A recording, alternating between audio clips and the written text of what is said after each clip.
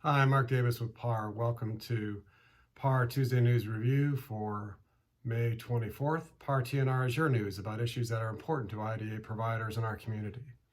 May is Better Speech and Language Month. Since 1927, the American Speech and Language Hearing Association has promoted Better Speech and Language Month to increase awareness surrounding speech, hearing, voice, and language disorders, and to improve the outcomes through prevention, therapy, and treatments. The legislature continues to consider the governor's budget proposal. It is anticipated that the budget negotiations between the legislature and the governor will continue in earnest this week, following last week's Pennsylvania primary. PAR and our partners will continue to meet with legislative leadership, appropriation committee members and staff, and the administration until this process is complete. Recently, PAR further defined our budget requests about solutions for a sustainable system in the near and long term, and asked PAR members and others to advocate for increasing the predictability and effectiveness of IDA provider rate increases by refreshing the IDA waiver rates annually, effective July 1, 2023.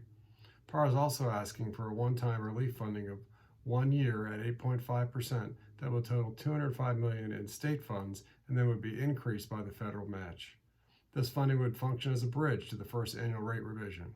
PAR is asking that this one-time relief to all IDA waiver rates be from July 1st, 2022 through June 30th, 2023, when the new rates would be effective.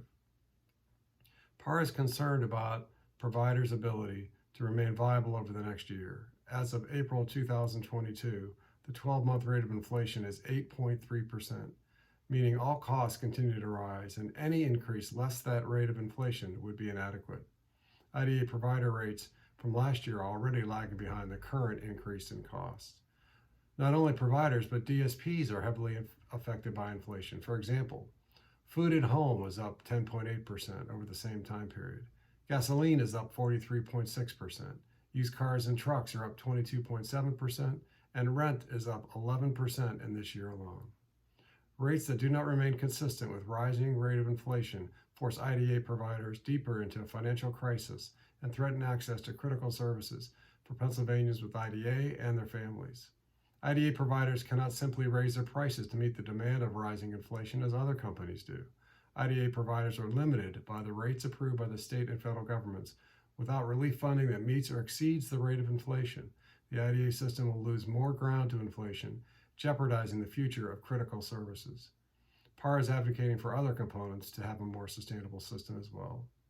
CMS's strategy for dealing with states on HCBS settings rule compliance amidst the workforce crisis exacerbated by the pandemic is expected to be released tomorrow or Thursday. Please go to www.par.net/action-center to contact your House and Senate members to support PAR's advocacy efforts. Remember to follow PAR on Facebook and Twitter to check out, like, and share our post.